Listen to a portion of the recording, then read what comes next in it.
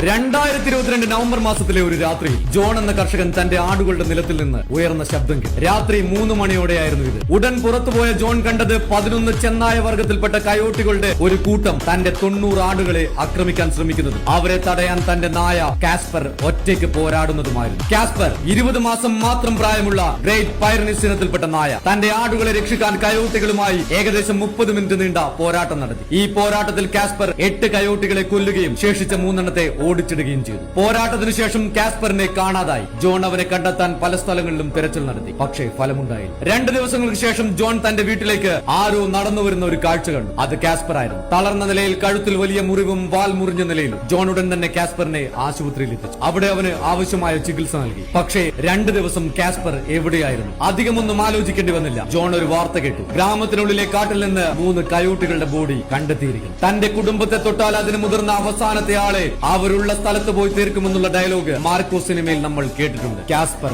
അത് ജീവിതത്തിൽ കാണിച്ചിട്ടുണ്ട്.